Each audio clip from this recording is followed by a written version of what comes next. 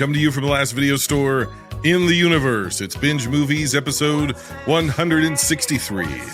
I'm Jason. This is the show that ranks, eliminates movies to determine which one is most worthy of preservation for all time, even beyond the end times. On this episode, we rank oddball movies of the 90s.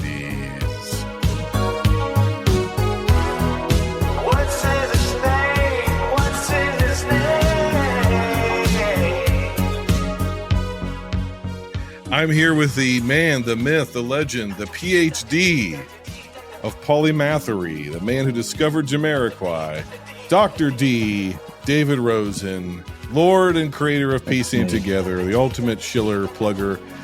This guy finds a way to get his own shit over on multiple social media platforms any way he possibly can. King of promotions. How are you, sir? I am great. I am excited to talk to you about a bunch of really freaking weird movies. So I thought about introducing this new segment in the show, and I'm not going to do it because I can't quite figure it out, but I'm going to say what it was going to be, and you're going to be the first one I was going to do it to.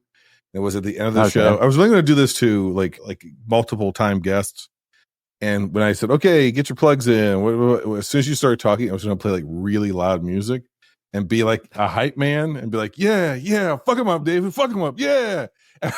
Yeah. And like, but it'd be so loud, nobody could hear your plug. That's what the bit was going to be.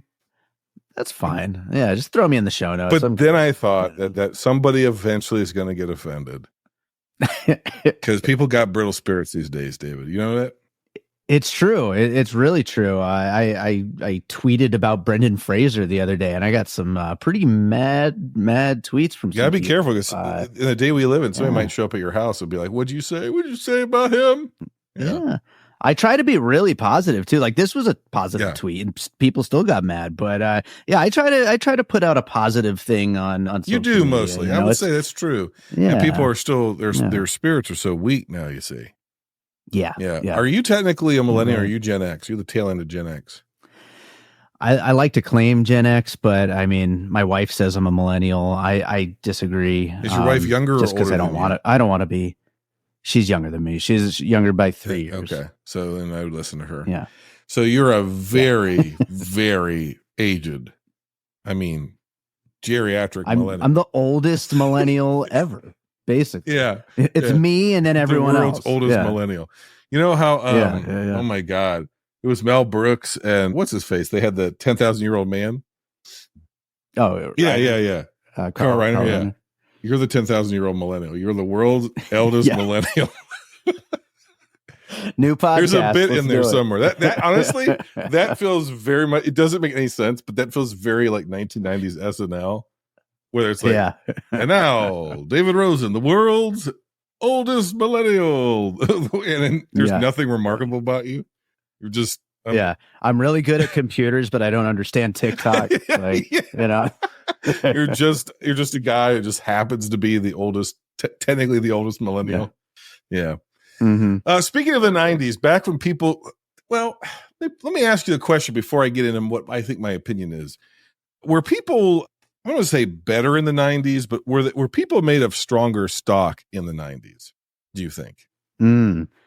I kind of do think so. And it's hard because like there's so much more opportunity now to do things, but like everybody gets a chance to do things and then it's all kind of just watered down and like nobody really knows what to like. You're describing podcasting.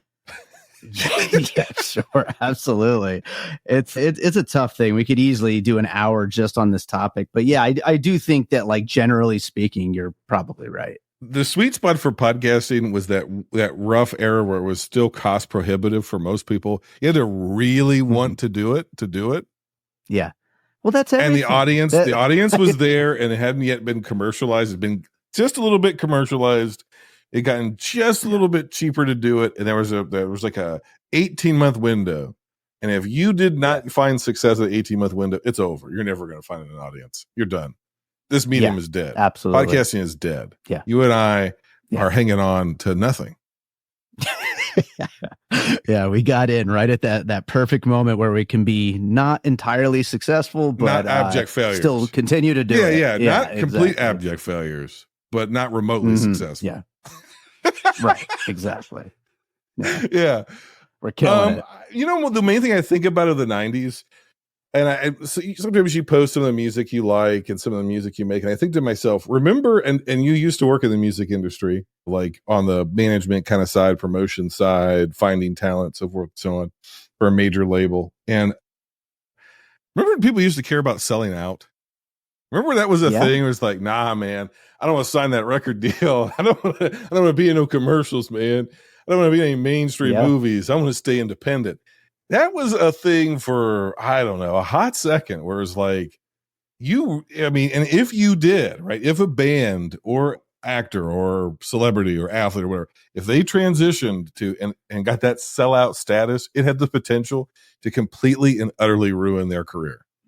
Yeah, absolutely. And now everybody's entire goal is to be an influencer. Isn't that the strangest turn our society has taken? Yeah, that's goal number one. That's like, get paid by major brands to do the stuff that we all used to just like constantly toil away at for nothing, like with no prospects whatsoever. Now there's still no prospects, but like those few people that get it and actually get to sell out, we're like envious of them. The success is now labeled not by what you can create, but what you can get sponsored. Yeah, it doesn't really matter what I'm making, as long as I can get somebody to pay for it, and the ends justify the means. And so, I think that this is a threshold moment for us as civilization, for us very, very elderly millennials. I think we're crossing over into boomer territory. I think that we're reaching that point where it's like, kids these days, they're sellouts. They don't care. They don't have our values. They don't think like us. They don't dress like us. That's actually not true. They dress like us. They dress just like me in 1997, and I'm sick of it. God damn it. Yeah, absolutely. We're sick of it. We're tired of it. I remember when I was a pubescent boy in the mid 90s when most of these movies came out, and we were all wearing, Black Sabbath t-shirts, Led Zeppelin t-shirts, Rolling Stone t-shirts. And it was like, we listened to that music, but it obviously was not the music of our generation. And now I'm seeing people rolling around in like Limp Bizkit t-shirts and Korn t-shirts and Marilyn Manson t-shirts, and all this sort of stuff is starting to come back. It has been back for a while. And like, I saw somebody the other day wearing a Goo Goo Doll shirt, and I was like, you're 12. Sure. But it's like they've gone back and they're like, oh man, you ever heard of this amazing band? It's called the Goo Goo Dolls. Nothing against Goo Goo Dolls. I've never I'm thought like, about this fuck? before. Are there Drake shirts? Are there Dua Lipa shirts? Like, what there are a lot of bootleg. Like, a lot of people make their own shirts, because now with graphic design, somebody just like makes their own shirt, everybody throws it up on like a Etsy or something, and sells it, and that's what kids buy. Because the official merch is usually pretty shitty and way overpriced. Yo, God, yeah, like $40 for freaking. Like Taylor Swift has the worst merch in the game. Even her cult, and it is a cult. And I don't shame you. If you want to be a part of a cult, be a part of a cult. I like to consider this show a cult. They'll tell you, like most of them will tell you, man, these shirts aren't any good. It's just that we've come a long way since the 90s. It doesn't feel that long ago because we're boomers now, or whatever the equivalent is for us. I guess it's elderly millennials. But the world is completely different. Yeah, it is. It absolutely does that make you sad inside? Of course, absolutely. I'm an old guy. That's what old people are. Sad inside at all times. Are sad inside. Yeah. Did these movies fill you with temporary joy, or were you like, Jason, what the fuck? I will tell you, one of them filled me with pure joy. The other ones were a mix of what the fuck to pretty damn fun. So just spoiler alert for where I'm going once we start rating these things. All right, well, look at my watch. I think it's about that time. Without much further ado, it's time to rank some of the oddest movies. Does it live up to the name overall? Oddball movie? Yeah, these are all insane. You really picked a really wild 5 movies, I gotta say. Here we go with a movie that actually came out in 1989. By came out, I mean it didn't. It was made. It was meant to come out, but it wasn't released until October of 1990, so it technically counts. I'm talking about the classic. You know it. You love it. Thomas R. Berman's Meet the Hollowheads. Henry Hollowhead is a daddy dude, working all shift just to pump home the food. United Umbilical is where he works, the best meter reader this part of Earth. The Hollowheads, an average tubular family. They've pumped along happily for years until... Yes, dear, dinner. But you'll never guess who. My new boss. My promotion is just around the bend. Oh, Henry, that's wonderful news. After this shift, oh, honey. Miriam! Honey, we're home!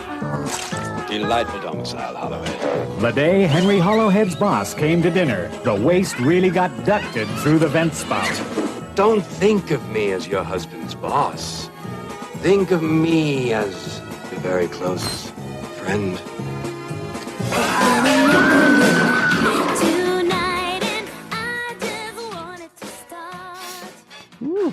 Meet the Hollowheads currently has a not available on Rotten Tomatoes. It was directed by Thomas R. Berman, written by Thomas R. Berman and Lisa Morton. This is the triumphant return of Bobcat Goldthwait, last seen in the Police Academy series. Triumphant return of John Glover, last seen in The Mouth of Madness. Triumphant return of Juliette Lewis, last seen from Dusk Till Dawn. Triumphant return of Joshua John Miller, last seen in Near Dark. Triumphant return of Anne Ramsey, last seen in Deadly Friend, when her head gets exploded. I was on that one too. It was officially released January 1989 to absolutely nowhere, and it got a home video release October of 1990. And a budget of not available, it has a box office of not available. Tonight at 8, survival is on the menu when a wacky family invites Paw's rapey boss from the slime tubery over for dinner. Yeah, this one, holy shit, this one was really weird. This was basically a live action Hanna-Barbera cartoon, and it kicks off right off the bat with like the worst rap song you've ever heard. And there's a worse one. I loved there's a worse this, one. It's in Waxworks too. It's in Waxworks too. Oh, yeah, really? I got to hear that. This was bad song. though. One of the things I just want to throw this out there right up front, though. One of the things that I loved about this movie, the constant like pipe sounds in the background. The sound design of this movie was driving me insane while I was watching it. Okay. No one knows what the hell this movie is. So you're like, why? What does he mean pipe sounds? In a nondescript, presumably future, different planet, we're not ever really sure. Humanoid-like civilization that is a live-action Hanna-Barbera cartoon. It's sort of like the Flintstones, but instead of like the dinosaurs being the household contraption, it's like slime monsters and worms and shit and bugs. Yeah. Yeah, and everything comes around by tubing throughout everything is a everywhere. Tube. The phone is a tube. The oven is a tube. The post office is a tube. They live in just a world of nothing but pipes and tubes. And it looks it's like kind of like the Jetsons. And I was just like, if the Jetsons and Pee Wee Herman's Playhouse and Nickelodeon all like crashed into it, it's sort of like a little bit of that. What's that design? Is it like New Memphis or something like that, where it's like all circles and I don't know, and pyramids and weird shit? There is this moment in the 90s, late 80s, early 90s, where like this was a particular sort of like weirdo art culture aesthetic that they would get like art school weirdos to work on close to mainstream projects, and like, oh, this person's a production designer at Nickelodeon, and it's just like everything's gonna look like this now, and it's like, oh, this person's making this like this weird little movie, and everything's gonna look like this. Like for a while, every fucking thing in the world looked like this. It's sort of like a perverted 1950s. Yeah, I can but see the that. 50s never actually, if you look back at the 50s, they never look like this. Never, absolutely not. And I think Nickelodeon's a good like example of something where everything kind of had that vibe of, you know, this is what things used to look like, but it's actually just really weird, and it's not anything like what things used to look like. One thing that I had noted down that this reminded me of the early 90s, like commercials for like kids goop Yes. and stuff like that, or 100%. like Zax. Remember Zax, the Lego thing, you know? Zach, yeah, he's a Lego maniac. Oh yeah. Hell yeah. And it was always like, it looks like those commercials. like the camera was always like up the nose of the adults, and the adults' faces were like huge, and but they were all dressed like it was the 50s. It was all like the stereotypical like mom and dad from the 50s. Mom's wearing pearls and a dress, like with a vacuum and like high heels. And again, that's like not really what that era was, but by the 80s, we had collectively decided, at least our parents had, that this is what their childhood was. In the same way that when we represent the 80s in our media and culture, it's not actually what the 80s was. It's all neon and like bright colors. That was like part of it, but it certainly wasn't it. It was like a lot of like crime and cigarettes and diesel engines and manual transmissions. Wood paneling, you know, most people weren't living in like, I don't know, the Playboy Playhouse or you know, whatever. So, but yes, it's so strange. There's so much to cover with this movie. So somehow I discovered the production diary of this film that the co-writer Lisa Morton did day by day from pre-production to post-production to release of the film diaries. And this is what she wrote in her diary. The original script, this was like her like an introduction to, she did like an update like about 15 years ago where she was like, oh, well, this is like looking back on it, like this is a piece of the story or whatever. So the original script differed radically from what was originally called Life on the Edge, which is the original name of Meet the Hollowheads. Right, I did see that. Rather than poking fun at just 50s sitcom mystique, the early draft attempted a sort of pastiche parody of the last 4 decades of television. Now, I want you to listen to this and see what this is reminiscent of. The first half of the script was what we eventually expanded to be the entire film. The second half would have followed the 2 teens, Bud and Cindy, to their party, and it would become like a Mondo weirdo. That's maybe the good word for it. Mondo weirdo. Yeah, sure. Like this whole style, Mondo weirdo takeoff on 80s teen exploitation comedies. And then we'd get a dash of like 60s drug culture thrown in for fun. Okay, so it was really like only this is her, I'm just reading it as is. Okay, so it was really only like 3 of the last 4 decades. There was nothing in the 70s worth satirizing, is what you said.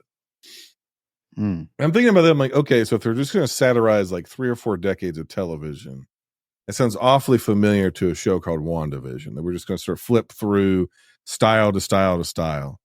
Well, come to find out, the little kid in this movie is Matt Shakeman. He plays Billy, like kind of the main character. He is scheduled to be the director for the MCU Fantastic Four. He was the lead creative for WandaVision. He is a director for shows like Always Sunny in Philadelphia, Succession, The Boys, and was one of the producers on Game of Thrones. Oh, wow. There's almost no chance that somehow this movie didn't embed itself in his brain and he regurgitated it, maybe unknowingly, as WandaVision. Right? Wow, that's wild. Yeah, I mean, and you got to think too, like, honestly, like, whatever you think of this movie, it is something that if you were a kid when you were making it, like, you've got to look back on this fondly. Like, you've got to look back on it as like this insane experience that you were a part of. And I don't know, I think I would love this movie if I was this guy, Matt Shane. Fondly, or he was traumatized, one or the other. I'm not exactly sure. One or the other, sure. Because it's both. I don't know. It's in that lineage of what we talked about, this lineage of reinterpreting 1950s American domesticity into like a gross out nightmare. And I don't know, I guess maybe it's Mondo weirdo is the art style we would call it. I'm not sure. But this is the sort of movie where a mom says to the daughter without any explanation to the audience, Connie, don't you think you're a little young to start using softening jelly? But it said, not like an 80s sitcom, just like you're watching Leave It to Beaver or something. It's just like you're watching the Jetsons and like they're pulling Judy aside and Judy wants to go on a date to the dance and the parents don't like who she's going to take to the dance. That's exactly what it's like. And then like who decides like, okay, we're going to make a 50s satire, sitcom, sort of spoofy kind of a thing. We're going to make it entirely about pipes and slime and wacky contraptions. Yeah. That's very strange.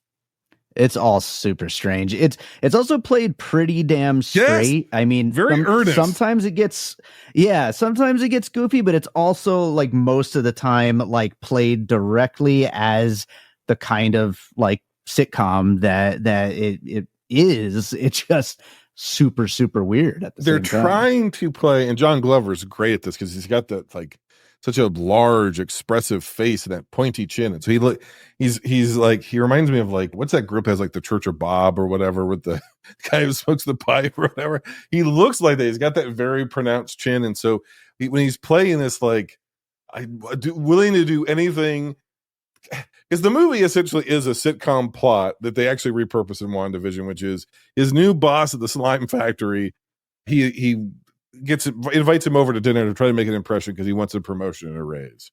And then the wife is like, oh no, the children are out of control and I don't have time to make an appropriate dinner and they're going to be here right after work. And oh my God. And then everything else about it is absolutely fucking disturbed and bizarre and strange. And it looks like a weird 50s show via the 80s. And there's like, they're dicing up worms out of tubes and making food out of it. The food is so slime and it's so fuck and disgusting. yuck, and it's like they're, like you said, it's like they're eating gack. It's like, imagine all the stuff Nickelodeon tried to sell you in the 90s of like, oh, it's Floam, but that's what they're eating. Yeah, that's their food. Yeah, absolutely. It's funny too, like the plot that you mentioned just now, that's a 30-minute TV show plot. Correct. Like there's no way that could be an hour and a half movie. Like, well, they made it an hour and a half film. They did it. Because the twist is after we get through, 20, 30 minutes of introducing the family and the wacky world of this, and Anne Ramsey is in the underground where the tubes sometimes get clogged, and it's really fucking strange. Then the boss shows up, and the boss goes from being like a typical schmarmy 1950s TV show boss to like, and the way that they do it is it's very like he slowly ramps up. And so it's like he's like roughhousing with the kid, and he's like, "Oh, I'm just joking, Junior. I'm just joking with you." But he's like really roughhousing him, so you're watching him going, "Did he just try to strangle that kid?" And then, as it goes on and on, for whatever reason, he's trying to murder Billy. He wants to kill this youngest child, and he's actively trying to do it at the dinner party. And he's trying to, there's no other way to say it, rape the wife. It's pure rapiness. Like it's horrendous. Which like is kind of like there would be the thing where like the boss comes over and he starts flirting with the wife or whatever. This is sort of taking that to like its most logical conclusion, which is, hey, you know those sitcoms you laughed at? Like they're actually pretty nefarious. Yeah. But the movie is not a moral message movie. The movie is ostensibly a comedy. But at the same time, it's very earnest. The humor comes from them playing it straight, like, not being too over the top. And on that note, I would say Nancy Met, I think is how you would say her name, who has done very little other than this movie, who she plays the mom, I think is by far the best part of this movie. She's fantastic. She nails this character, this role perfectly. Yeah. Yeah, I wrote down her and Richard Portnow as Mr. Crabneck, the rapey boss. Like, are the two? He's so creepy, but they are the best actors in this. Like, they really get the vibe that this thing is going for, and they just nail it. So then, to extend it to your point, because it is a 30-minute plot, we sort of get the 30-minute plot stretched out. They only get this like he's trying to murder and rape the family, and then it turns into the family is trying to murder him. And then it turns into they think they've murdered him and they're trying to get away with his murder. And then it just kind of ends eventually. But for some reason their grandpa lives in like the underground of the dark place of the tubes, and they go feed him slop down there. Oh yeah, I forgot about that. That's creepy. Somebody better go feed grandpa. And it's like they have to go into the bowels of wherever they are, and there's this whole thing about they live on the literal like edge of the planet, And if you go off of the edge of the planet, like you will just go off into space, or you'll disappear into this cavernous void of garbage. And like some boy that allegedly happened to him, and then they have this weird like man rat dog that has parasites all over it that they let in the house, and kids want to get the parasites to do something with it, and it's a guy like in a weird pony play suit. Yeah. Yeah. Right? Was his name Spike? Spike, too, yeah. Like, don't let Spike in the house. He's got that parasitic infection, and then he's just like got like pustules and stuff. He's just like, oh my God. Is this good? This is one of those movies where intention is so important in whether or not something is good, and I genuinely just don't know, because this is such like a mystery of a movie that like I hadn't heard anything about. I liked it. I liked it because of how weird it was. It was also the first one I watched from our list, and so I was like just kind of like, oh shit, okay, we're going weird. I'm in here. I couldn't think of a better person to do this episode though, because you like weird shit. I do. Yeah, I do like the weird. Is this the inspiration for the Super Mario Brothers movie, the first one? There's a weird similarity of like, I was watching this, I was like, why? There's like, I've never seen anything like this, but I've seen other things kind of like it, and we kind of touched on that. But I'm like, there's another movie this sort of reminds me of. And then then when they got to Anne Ramsey, and this is like when her disease, because she had this disease where like her tongue was calcifying, which is why she sounds so weird in her later movies. And they would kind of play that to comedic effect, because she would just like scream and you could barely understand what in fact, she's dubbed in this movie. Like they have to put subtitles under her. Yeah. Because you can't understand her.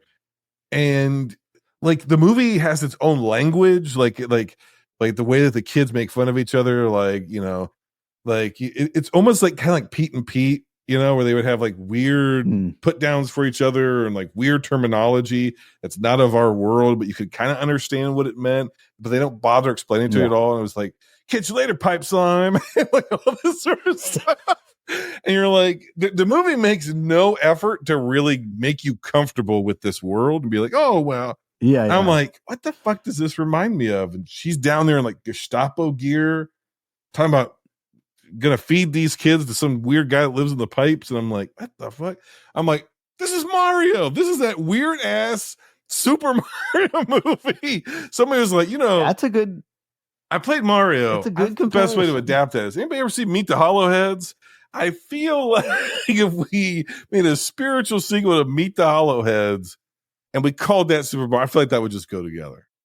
Now, I will take that comparison and raise you that I think over half of the 5 movies we're about to talk about could be compared to the Super Mario Brothers. Is that a good thing or a bad thing? I don't know. I do not know. All right. So when it comes to Life on the Edge, aka Meet the Hollowheads, what would you give this out of 10? Oh, I'm going 6. I'm going 6. Okay. Yeah. I'm going to be honest with you that this has only happened maybe 2 or 3 other times since I've done this show. I don't know. I don't know that I can give this one a score. Oh, so it's like, I don't, how do you grade something like this? It feels like, to your point, it feels like whatever their intention was, it seems like they accomplished it. You know what? The fact that Jason isn't rating this, I'm raising it a point. I'm going to 7 on mine because I was between 6 and 7, and that just makes me even more excited about this. So it's almost, and I didn't hate it. It does kind of run out of steam before. Maybe like the ending isn't bad. It's like somewhere in the middle where it's like, oh boy, it takes a real long time to get that fucking dinner party. Yeah. So for me, I can give you a ranking, and then like for me, this is like the 3rd of the week, but I don't know what the score is. Right.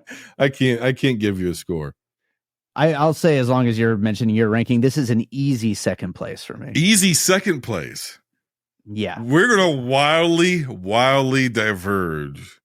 It's a good and chance, I think it's gonna happen right now. I'm talking about 1991's The Dark Backward. which currently has a 45% on Rotten Tomatoes. We're going to Hollywood! Starring Judd Nelson, My name is Marty Mull. Bill Paxton, It's Gussie Pussy. Wayne Newton, Yes, Jackie Chrome. Lara Flynn Boyle, I love you, Marty Moss. James Caan, I'm a doctor. Rob Lowe, Turk Delta. The Dark Backward. We're going to Hollywood, and we're going to be big stars. That's my boy! That's my boy! Hollywood.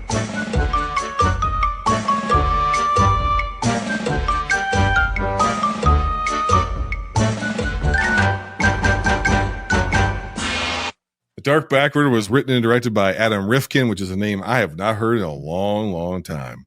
It's a triumphant return of Judd Nelson, not seen since the days of The Breakfast Club, Bill Paxton from Titanic, Laura Flynn Boyle from Men in Black 2, James Caan from Alien Nation, Claudia Christian from The Hidden. This film was released July 26, 1991 on an undisclosed budget, and it made $2 million at the box office. A pathetic comedian in a garbage apocalypse develops a third arm on his back instead of material. I want to hear what you thought of this movie before I get into my comments. $2 million includes rentals, by the way, and when it was in theaters, very, very limitedly, and it made $28,654 in the theater. Sounds about right. That's right. Yeah. Is this the Joker? Is this the most recent Joker? From the moment he's in that suit and gets on stage, I was like, wait a minute. This is fucking Joker. There's the garbage everywhere. Like, if you took this movie and King of Comedy and Taxi Driver and mashed it up, I think the hidden secret sauce of that Joker movie, because everybody saw the Scorsese everywhere, but I think this hidden secret sauce is the Dark Backward. Judd Nelson is that fucking guy from Joker. Except for instead of going weirdo. Crazy, he just disappears from his own movie. Here's what I think about this. There is a scene in this movie early on where Judd Nelson is trying to deliver a joke to Laura Flynn Boyle, his girlfriend at the time. They're living in everybody. This whole thing is like squalor. Everything, everywhere you look, is the most disgusting, filthy production design I have ever seen in my life. It's amazing. They can't make movies that look like this anymore. No, they can't. They don't have the money. They just simply can't. I was like, did they go somewhere this dirty, or do they make someplace this dirty? There's so much garbage. They destroyed a small city. There is there is so much strewn.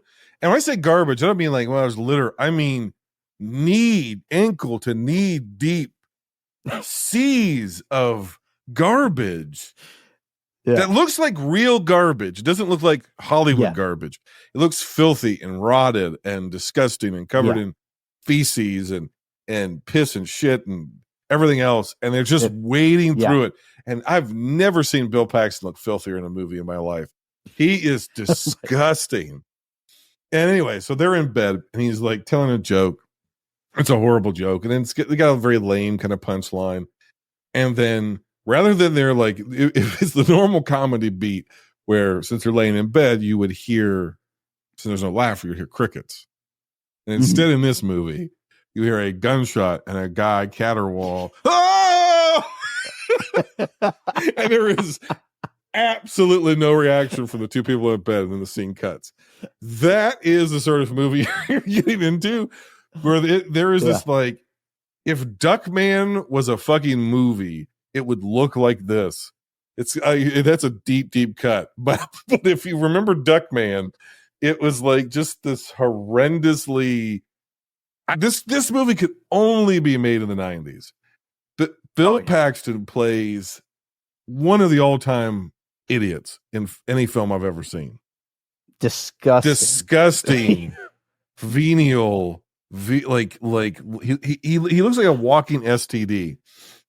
Yeah. And he has a orgy. He has a reverse gangbang with a handful of morbidly obese women who are only on screen for us to look at them and say how grotesque they are due to their obesity. Yeah. Okay. Different era. Yeah. And they're not just obese women. They're ugly obese women. They have hairs coming out of their moles. They're missing teeth. They're filthy, and they're in lingerie that's 4 sizes too small. And they're so obese they can barely walk. And you're like, okay. And he couldn't be happier. He could not be happier. He thinks he's the most beautiful woman in the world. And we're supposed to look at him as a sicko for liking this, right? Yeah. Then he talks about they're sort of trying to outgross each other as part of their foreplay. And he talks about how he eats shit for breakfast. And you think it's like a metaphor, like rancid, whatever shit. And da-da-da-da. And then he's like, honey, go get my bowl. And then one of the women like waddles off in the kitchen and comes back with a china dish filled with what is supposed to be rotten animal feces. And then we watch Bill Paxton after Aliens. This is the early 90s. This man has made films. Oh, yeah. He is just covering himself, shoveling shit into his mouth to eat it. And then he's rubbing it on his nipples. And he grabs some obese women and he puts their faces and he has them lick the shit off of his nipples. And then they got shit all over their mouths and their teeth are full of shit and they're laughing. And that's one of 200 scenes just like that in this movie.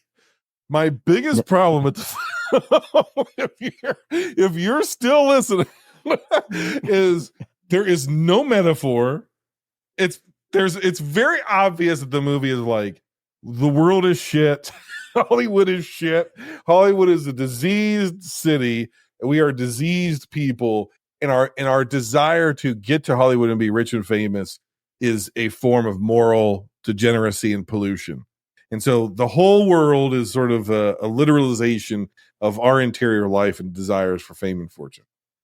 And how fleeting fame is, and how you don't actually have to be talented. Some freakish thing could happen to you. And in that way, it's sort of prescient to the influencer culture. Okay. So I'll give it that much. My biggest problem with it is Judd Nelson develops a third arm, and that is the entire inciting incident for this movie.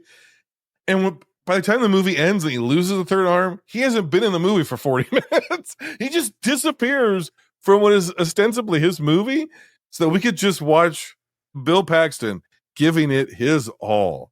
And he is working, boy. He's got his working boots on for this movie. And I don't mean that in a bad way. Like, he's probably, to me, the only redeeming factor of the film. I hated this movie. Wow. I admired its production design. I admired its strangeness. I understood what it was trying to say.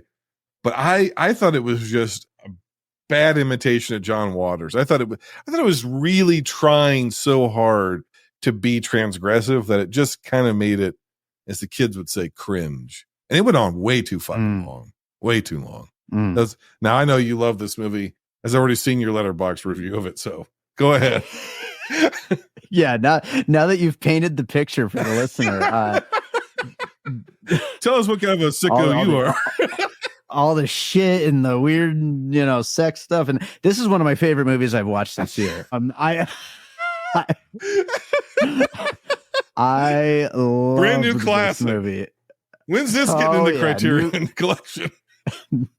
It deserves a spot. Absolutely. No, I think that this movie is fantastic. First of all, it's hilarious beginning to end. It never stopped making me laugh. Sometimes I was like kind of in awe of how just disgusting it was, but like, the rest of the time I was laughing though. Bill Paxton, absolute maniac. You can't, no words can describe how unhinged he is. Like, you think you've seen him unhinged. You have never seen him unhinged like he is in this movie, right? Like, we're not doing him justice. It's one of the absolutely most bonkers committed performances ever, period. Incredible, and absolutely. Everyone else is great too. I love James Caan in this like so much. Another thing that like, you're talking about like what the metaphor might be here. And like, I think there is more to it than just gross out. Like, I think that there is a lot of interesting things being said about what we put ourselves through for, some kind of a job or a career in the arts, and just like how awful that whole process is. I thought a lot about Charlie Kaufman's Synecdoche, New York while watching this. Especially I think you're the first the James and Caan only doctor. person who's made that connection. It might be true. Yeah. That might be true. Yeah, but I saw that. I saw Death to Smoochie. Yeah, in this. okay. I'll agree with you there. Fingered. Yes, very much so. Yeah. Very much so. I saw UHF a little bit. The movie that are you a fan of Tapeheads? I watched that for the first time this year too, which I love. I know it, but that. I've never seen it. I've never been able to track so it good. down. So good. That and this are perfect companion pieces of these people who want to work in entertainment, and they have this kind of hanger on who's pushing them, but at the same time is using them. And they're just such perfect companion pieces to one another in that way. And I think that you should definitely check that out when you get a chance. But yeah, this is a movie though. The thing that I really keep going back to though, you were talking about it in the beginning of describing this, is all the trash and the production design of this whole thing. Remarkable. It's absolutely insane. Yeah, remarkable. It really is. Like, I don't know how you make a movie like this, because it seems like it would be a cheap movie. I mean, it certainly made no money and it's just like forgotten, but like a movie looks like this in 2023, it would have cost like 30, 40, 50 million dollars to look like this, Like, I don't know how you make a movie that looks like this. It's absolutely nuts. And like I said, James Caan is hilarious. Wayne Newton shows up. Okay. So time out, right? So Wayne Newton rolls up in the credits, and I'm thinking, okay, I already, like, just based on the credits, I'm sort of like, I get what the vibe of this is going to be, and I'm thinking it's like Wayne Newton's going to be like this kitschy, kind of ironic almost, like, oh, Wayne Newton's here, you know what I mean? And playing this character, and like the joke is that it's Wayne Newton. And I guess it kind of starts off that way, but nobody told Wayne Newton that, because he actually turns in a legitimate performance that's very strong. And I don't mean that ironically at all. He's very good in this movie. And like, you wouldn't think it, but it definitely seems like he understands what this material is. Yeah. Who knows what he's seen in his years in Hollywood. So let me bring that point around. You're a musician. We were talking before we started recording about the circuitous route that your life has taken through careers and whatnot, as in trying to promote your own music and get an audience for your music and so forth and so on, and get opportunities to continue making music. And you this sort of resonated with you on that level of like, oh, well, trying to make something is kind of gut wrenching, right? And this goes into that like absolutely 90s angst of like, we want to create art, but the only way that you can sustainably create art is through commercialism, and commercialism inherently kills art, right? That was like the whole conundrum that everybody had in the 90s, that, like we said, nobody gives a shit about anymore. Yeah. And absolutely. You think that like that's why you connected so deeply with it, and maybe Wayne Newton, that you and Wayne have this in common, where when you put like it like Vegas, that, the Vegas connection, but also just like. No offense to you, right? Because you live in actual Vegas. You don't live in like tourist Vegas. But isn't this sort of like spiritually what Las Vegas is? The trash, the filth, the commercialism, the greediness, more than anything, the awful people you have to associate yourself with to get opportunities. Yeah, like I mean, like the individuals, the people that you randomly meet, and then they like tag on, and you're just like, you can't believe you spend time with these people. You know what I mean? Like that. Yeah.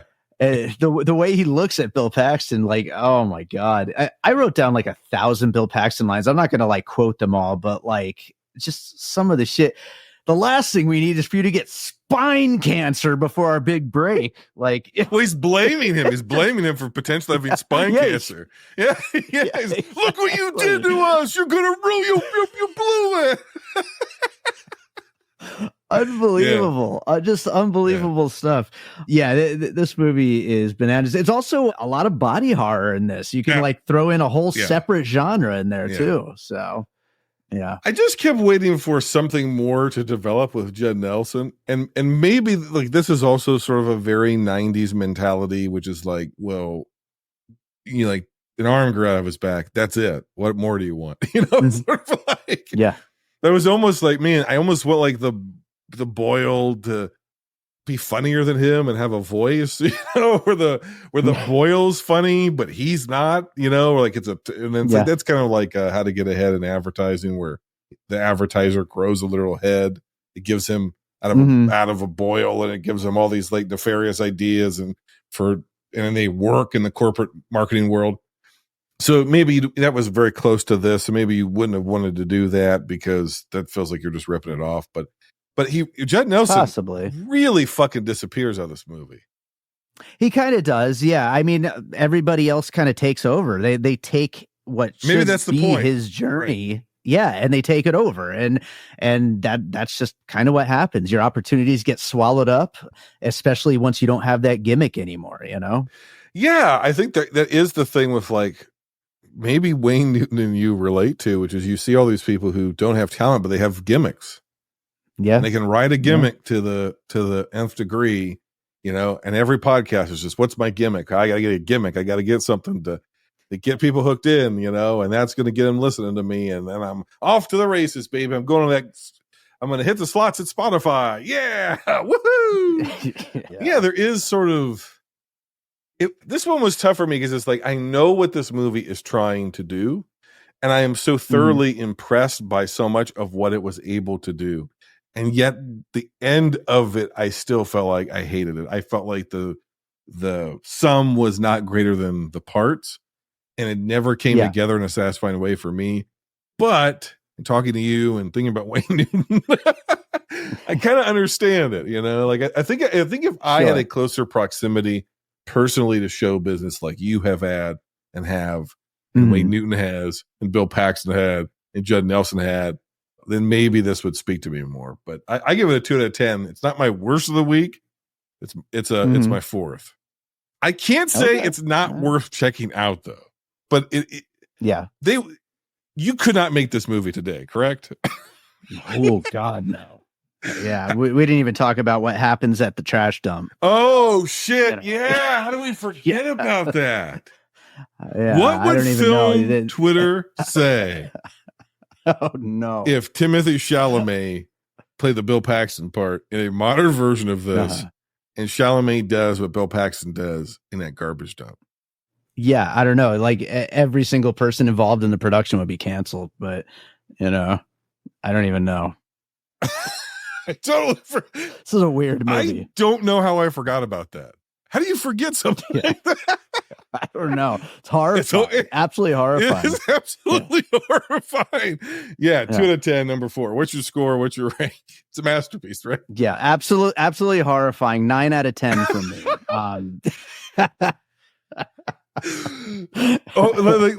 We should, as adults in the real world, we should not have to say this fucking shit, but I feel like we do. Which is like, a review is not an endorsement. Sure. And even like giving a movie a high score is not an endorsement of what the characters in that movie do. Yes. Which is like, I think that we used to know that because like, Godfather, a masterpiece. I don't think anybody was like, wow, yeah, those guys are great. Yeah. I want to be just like them. You got to blow people away and steal their cannolis. Like, no, like there's a differentiation between what the morality we want for the world that we actually live in and the artistic representation of things that are on screen, which are made in such a way oftentimes to reflect back to us the way the world actually is. And we're not blessing this and saying, yeah, Goodfellas. Yeah. You know, the romance of Goodfellas is part of the deception because Scorsese is trying to get us to feel what Henry Hill felt, what Scorsese himself felt as a kid. What made the mob so alluring to people? Right. If the movie is just like, these are bad men, and it's just constantly telling you how bad they are, what the fuck would the point be? We would never be able to relate to how, by seducing us, we become complicit in the crimes, and then we understand what it's like to be part of the world. I don't know if Adam Rifkin ever got Scorsese level close of getting me to relate to Bill Paxton. I think once he started eating that bowl of shit, I was like, nah. Unless that's I don't some kind of understand a this man spiritual at all. metaphor. Unless that's a metaphor for podcasting and me watching all of these movies is me gorging myself on literal bowls of shit. I don't know. Where'd you rank this one? Oh, this is number one for me for these five. And what was the score? Oh, 9 what? I gave it a 9. 9 out of absolutely. 10. You're number one. That means the Dark Backward is going on to the guest list and will continue on the rest of the season. All right. Well, we weren't on the same page there. God, I hope we're on the same page here. 1992's Cool World, which has a lower score than the Dark Backward. 4% on Rotten Tomatoes. That's amazing. A new world has been discovered. Welcome to my world. A big world. Around here, everything goes except one thing. A bad world. Noids do not have sex with doodles. A cool world. But a bad. Rated PG-13. Starts Friday, July 10th. Cool World was directed by Ralph Bakshi. It was written by Michael Grace, Mark Victor, and Ralph Bakshi had a credit on it as well. It's the return of Brad Pitt, not seen since Inglourious Bastards, and Kim Basinger, last seen in, I don't even remember what, but she was in something. It was released July 10th, 1992, on a budget of $28 million in 1992 Hollywood monies.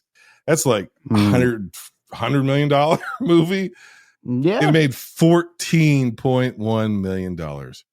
Ralph Bakshi really wants to fuck cartoons, and he's going to tell you all about it. Yeah. No. Isn't that all this comes down to? Is it? That's the this whole guy movie, really 100%. has made, I don't know, a dozen movies where he's like, what if you could fuck a cartoon? And it's like, is that all you got? It's like, yeah, that's all I got. I really want to fuck cartoons. And then they made Roger Rabbit. Now everybody wants to fuck cartoons, so I can finally get a bunch of money for one of these movies. That's all this is this guy made a bunch of perverted shit. And yes, he made the Lord of the Rings as well, but he also made a bunch of perverted shit. Yeah. And then Roger Rabbit was a huge hit. And he conned somebody at a major studio to be like, I got a summer blockbuster for you. Yeah. Have you seen Jessica Rabbit? I have a movie. A cartoonist wants to travel into the world he created to fuck his creation coming this summer. David, you know this. We're old men. Okay, again, scream at the clouds. Summer blockbuster real estate used to mean something. When a major studio put a movie out in the first or second week of July, they were like, this is our whole year. Our whole year is right on this one movie. This is it. There was no big release in January, February, March, April. Hell, there weren't even that many in May. Summer really started after Memorial Day, 1st of June in theaters and ran until, roughly like Labor Day. And June and July were the key for that 4th of July weekend, somewhere around there. That was that key weekend. This is the summer of 1992. Limited space. And they're like, we're going to put a shit ton of money behind all people, Bakshi. And it's all going to be about him wanting to fuck his cartoons. And they marketed the shit out of it, too. This thing was everywhere. You would have thought this was Batman It was Returns. everywhere. This was everywhere. Yeah, absolutely. And I'll just say I had never seen it until now. God bless you. It is one of those movies that I just never got around to. But like, if you were to ask me to just start naming like 100 movies I could think of, it would be on the list. Like, this is one of like the big movies of the 90s as far as I was concerned. No, 100%. I remember this marketing was absolutely ubiquitous. And I remember, I think they got in trouble because they were airing commercials for Cool World during like afternoon cartoons. That sounds right. Yeah. And maybe that was just a local scandal, but I don't think so. It got into that ad rotation and somebody was not paying the fuck attention and was like, oh, well, it's animated, whatever. Yeah, this can run at, 3:00 in the afternoon. So we were coming home from school and we were getting 30-second TV spots for fucking Cool World. And it had Kim Basinger, who was from Batman just a few years previous. And they even marketers like, oh, Kim Basinger for Batman. And she's like in this animated movie and she's like being sexy. And it's kind of like Roger Rabbit. And I can tell you that my group of male friends were so horny for Holly. We had, I remember full conversations near word for word around the swing set about her boobs in this movie. Because you have to remember, there is no internet. Short of finding a dirty magazine in your older brother's sock drawer or underneath his mattress, or some dirty magazine stash that a weirdo put in the woods, which we all have experience of. Every male of a certain age found a porno in the woods. Who put those pornos there? We don't know, but they were in every wooded area. There was like a porno Santa Claus who just went from wooded area to wooded area. It was like Hustler, Penthouse, even worse shit. So it was just like, oh, here, what? Because we had no internet, because you just had to stumble upon like sexual stuff. If you were like 12, 13 years old, there's a cartoon that is this overtly sexual, and there's a very sensual commercial that's airing in between gummy bears and DuckTales, you're going to want to see this movie. Right? If you're at that precipice of puberty, this all of a sudden is like, this is very interesting to me. Absolutely. And there was major pushback against this movie. There was parents groups saying it was like basically marketing pornography to children. And it was originally intended to be like a hard R movie. It has been, it was edited and scaled back. So I think it's actually technically PG-13, maybe R, but it's definitely not hard R. There's no explicit real nudity really, or not even cartoon nudity really. So it just kind of ends up becoming the filthiest PG-13 movie ever made. You know, I don't know how. Well, let me pause there. I'll come back around to my final thoughts on what I think about the movie. That's the context. Now you're watching it as a grown man, not as a perverted 12-year-old in the 90s. Sure. It's a grown man in the new millennium. What'd you think of Cool World? I thought it was an absolute mess, but I thought it was an interesting mess. There are certain elements of it that I liked, you know, even though the animation doesn't, you know, quite hold up like, you know, some other things that try to do this style, it was still cool to see. And I had forgotten that Brad Pitt was in this. So it was interesting to see, you know, Brad Pitt in a role like this, which is just so kind of different. My favorite thing about it was the soundtrack. There's a lot of My Life with the Thrill Kill Cult on here, which are one of the groups that were really influential to me getting into making music. So that music was awesome. And there's a bunch of other great groups on here as well. The whole thing is just so messy though. It's like it bounces around nonstop. It was really hard to stay engaged with the story. Who's the main character? Anything that was really happening. No idea. Yeah. It's so all over the place, so scattered and just unfocused that it just made it a chore, you know? It is a chore. And the thing I noticed is, right, okay, we start in the past and Brad Pitt is coming home from the war and he's bought a motorcycle or something, and his mom's bought a motorcycle and he's like, I'm home from the war, Ma. Hop on, I'm gonna take my mom for a ride. And then, you know, that all looks fine. It all looks pretty good. And I'm like, oh, that's maybe better than I remember. Because I haven't seen it in maybe about 10 years.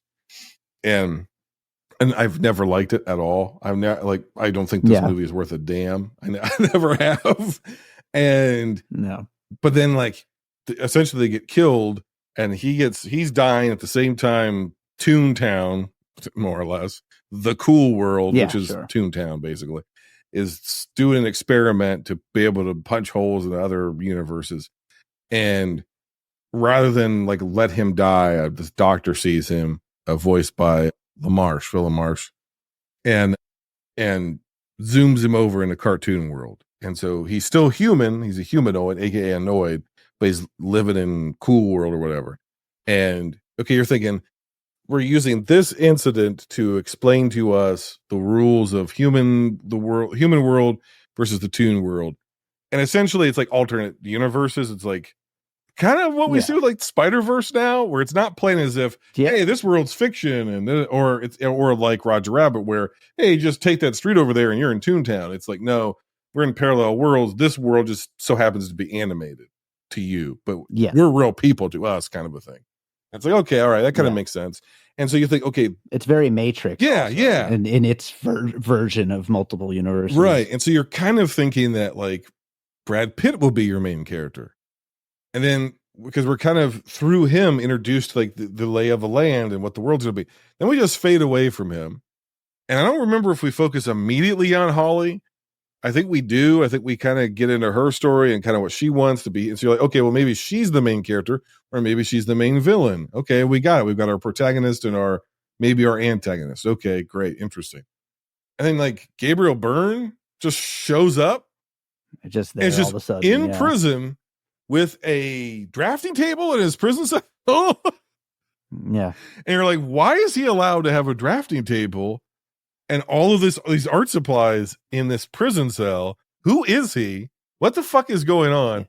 That he's Ralph Bakshi. Then he's just snatched into the Toon World when his drawing of Holly is like, don't you want to fuck me, baby? Don't you want to fuck me? Come on to Toontown. Come fuck me, baby. And then he's just in Toontown and you're just like, what? He's like, I created you. And they're like, oh, he's a delusional. He thinks he created the cool world. And then there's like this, the machine isn't taking him to cool world. His dreams are, and his subconscious is connected to cool world. And so he ended up making a comic book series off of Cool World for adults. It's the most popular comic book series and everybody knows him, but he's in prison. It is a lot like The Matrix now that I think about it. The last but he's in prison and then you're just like, that's 10 minutes into this movie. It just starts falling apart. Every seam comes undone and it never comes back together. It never comes back together. Yeah. It just gets messier and messier. The integration between some really early digital hand-drawn animation. Bakshi, there's so much animation in this movie. Bakshi didn't do all of it himself. So he hired like interns to do some of it. And you can tell. Like at certain scenes, like take a Roger Rabbit scene, David, where it's very clear they thought out like every gag in every corner of the frame that's even happening in the background, and they've really thought through the interactions between, Bob Hoskins and Roger or Jessica Rabbit or whoever, and they really put in the weasels, and there's really there's the whole thing is, you can tell, has been crafted. This is a movie where they're standing at times in front of what appear to be cardboard sets. Yeah, and their eye lines are not meeting at all. And then random hand-drawn cartoon images just appear over top of them that are not in the world that they're in, or the plane of physics. Yeah, they're not even trying to match it up. And it's just like, and then there's only like 5 seconds of it. They just loop it and loop it and loop it and loop it. And it just stops. And there's dialogue the entire time. And you're like, what was that? Did they see that? Was that in the room with them? Why did that happen? Yeah. Can you explain that to me? I couldn't even possibly. When you watch that, were you like, what the fuck is that? Because it happens repeatedly. Because there's also like no rules whatsoever as to how anybody interacts with one another whenever they're in either the real world or in the cartoon world. Like it's all just random. It's pure randomness every single moment from moment to moment. Why does Ralph Bakshi's Gabriel Byrne stand-in start to become a cartoon? Yeah, I don't know. I don't remember. Like none of it like really like it wasn't explained, and if it was explained, they might have switched it in the next scene. So it's like, incoherent. I don't know. Yeah. I sense you want to move on. I'm not going to allow you. I'm going to say something probably deeply problematic. And I don't mean this as pervertedly as it's going to sound or as sexist as it's going to sound. Okay. When it comes to Kim Basinger voicing Hollywood, she's she's kind of doing Marilyn Monroe, kind of like, oh, Mr. President, like that kind of thing. Seemingly knowingly, because she references Marilyn Monroe and she watches Marilyn Monroe movies. I'm thinking, how does the cool world get our movies? Wouldn't we appear freakish to them? But okay, whatever. Sure. So she's in kind of intentionally bin pattern after this. Like she's like a pinup, basically, right? She's a drawing of like a pinup. She's a male fantasy. And she's got these giant tits. Yeah. Right? Yeah. Because she's a Ralph Bakshi sexual fantasy. Of course.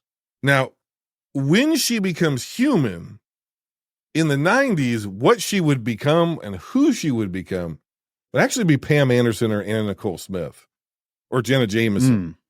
Because those were the actual cartoon male fantasies. We turned those women and they turned themselves into cartoon adolescent male fantasies of the 90s. There they are, a Ralph Bakshi cartoon. Like Anna Nicole Smith is a Ralph Bakshi Crumb character come to life. I fully expect Crumb to like sniff Anna Nicole's shoes, like Harvey Picar, all these weird perverted guys who want to fuck cartoons. They'd want to fuck Pam Anderson. Yeah. They'd want to fuck Jenna Jameson. They would want to fuck Anna Nicole Smith because they're cartoonish in their appearance, right? Fair. At that time, Kim Basinger is too classy to play Hollywood. Yeah. There's like a disconnect. Yeah. The moment she becomes Kim Basinger, I'm like, this doesn't even seem like the same. Like the behavior is there, but I'm like, this doesn't seem like the same character at all. She's doesn't have the physical. Her boobs aren't big enough, and I take her too seriously just to be this weirdo fantasy. Does that make sense? It makes sense, and I would also add to that she looks like a normal, classy. That's what I'm trying to get at. Dressing up like it's Halloween. Yes, almost. that's what I'm trying to get at. Dressing up like this. She does not physically or based on how we know her, right? Embody this kind of weird pubescent fantasy. Yeah. She's almost like, you're almost like, oh God, I can't believe you're doing this. Like you almost feel, once it becomes her, like she does the voice, she does the sexy, alluring, seducing voice, all that sort of stuff. Like she does that very well. I don't want to take away from her performance. But then once you see her, you're reminded that she's a real actress. And you're like, I don't want to see this real actress in this movie.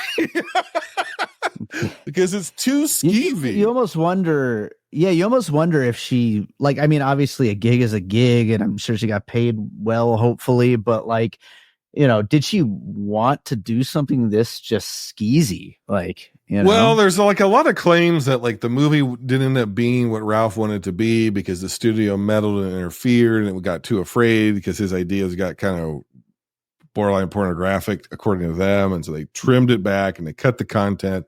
They got rid of a lot of the plot. And then the other thing is that apparently, now what does this actually mean? But the rumor at the time that still persists about this movie is, I don't know if she got producing credit, but she was essentially the biggest star involved in this movie because Brad Pitt, this is early in his career, right after Thelma and Louise. So he has no swagger whatsoever. And she apparently like threw fits in the set and was called for rewrites and wanted it to be this way and wanted it to be that way. And so what you really end up with is what she wanted the movie to be, what Bakshi wanted the movie to be, what the studio wanted the movie to be. And it never gelled at all. They were never on the same page at any point. I think Bakshi at one point quit the production. They had to bring him back. Like it was a mess of a production, and it's a mess of a movie. It is the worst of the week. And I give it a 0 out of 10. 0 is harsh. It's harsh, but I hate yeah. I mean, I get it. I definitely get it. I don't know if I can give anything a 0. Like there's very few movies I would even consider that. Like I was going to go with a 2, but I would, because of the soundtrack, I want to bump it a little bit. I'm going to go to a 3 on Dave this loves one, industrial. but yeah, I do. But it's not great. It's definitely not great. And do you regret having watched, like not seen it all these years? Or you're like, no, that's about the right time to get to it.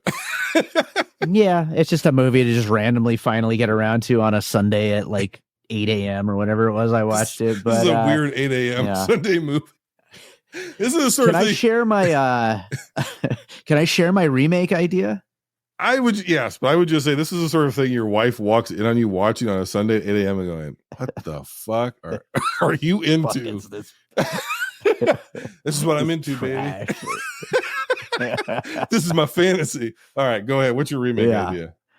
Okay, so it couldn't be any worse than this movie, okay? And it's a terrible idea. I admit that right up front. I just think it would fit really, really well. An AI remake of Cool World, where it's all just, this pervy idea of AI women, and this guy going into AI to go be with his AI fantasy. I thought something very literal. And I thought what we would do is we would feed the script of Cool World and a description to AI. That and then works have it too. be like, rewrite this, but make it good. And then you'd film that and be like, this is AI's Cool World. And then you could be like, is it any better? Yeah. That would get a 1 from you. And then what would happen if the AI Cool World, the AI art was actually better than Ralph Bakshi's art? And can we also say, no offense to him or whatever, but he fucking sucks at drawing. Ralph Bakshi, his style is disgusting to look at. I cannot stand it. I love hand-drawn cell animation. I'm a fan of it. I believe in it. I think it's the most beautiful animation that's been done in that style. Mm. His stuff is so garish to look at. I've never, ever, like his biggest, like the thing that everybody's like, was actually good is Lord of the Rings, because he adapted it for kids essentially and animated it, but it's still coherent and it captures everything it needs to and all this sort of stuff. People really, really enjoy that. And I cannot ever watch it because it is one of the most grotesque looking things I've ever seen. Yeah, I haven't seen a lot of his stuff. I do like the style, but I haven't actually loved any of the stuff. You what you want is a movie about a guy who wants to fuck big-breasted AI girls. I mean, I didn't say I want that. I said it was an idea. You said you needed it. A probably bad idea. I need it. I don't want it. I need it. I got a disease. Yes. There you go. I got crumb disease. I got crumbs. Oh, boy. Rosen's a closet Bakshi. Okay, we figured that out. There you go. All right, moving on to really, truly one of the strangest movies of the 90s, but I remember being a really big deal, at least for independent and international cinema. Of course, I'm talking about The City of Lost Children, which came out in 1995 and currently has an 80% on Rotten Tomatoes. Come back. I had a thought, Plus. If these children only have nightmares, it's perhaps because the evil is in you. Why not seek the cause of your torment in the molecular study of your own tears? Who could make me cry? Well, boss, we could make you cry with laughter. I am a gnome, a bag of bones, cha-la-la-la. A man of means, I'm full of beans, boom-boom-pa.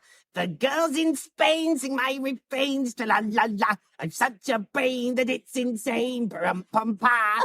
I am a gnome, a bag of bones, cha-la-la-la. A man of means, I'm full of beans, la-la. Now it's time for a little bit of French with Madame Raspberry. The City of Lost Children was directed by Marc Caro, Jean-Pierre Jeunet, and it was written by Marc Caro, Jean-Pierre Jeunet, Gilles and Adrian. It's the triumphant return of Ron Perlman, last seen in something. It's getting harder and harder for me to do that because I don't track it. So it's literally in my head. Yeah. And I'm at 800 some movies. That's how it should be, though. It's more pure that way. Yeah. So I'm at the point where I'm like, I don't know anymore, but I know we've seen him in something. It may have been Alien Resurrection, but my gut says we've seen him since then. This film was released May 17th, 1995, on a budget of $18 million. The film made $11 million. A dim-witted strongman and cynical French Muppet attempt to rescue a boy from a mad scientist who devours the dreams of children to stave off death.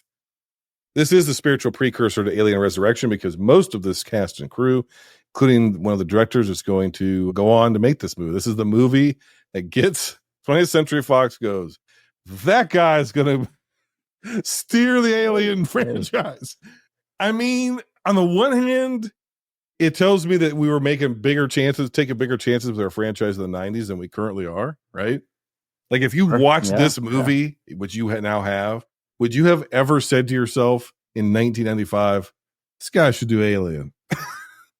No, but I want people that are in charge to make those kinds of calls. I'm happy to hear them. So now, can I personally relate to an aging misanthrope who uses his intellect to dissect the dreams of children in a vain attempt to ward off death? Is our culture hopelessly addicted to nostalgia because we are unable to grieve and lament? Does the American dream inherently still our development as people to complexly mourn the suffering of existence? And are rhetorical questions obnoxious? No, to all of the above. No.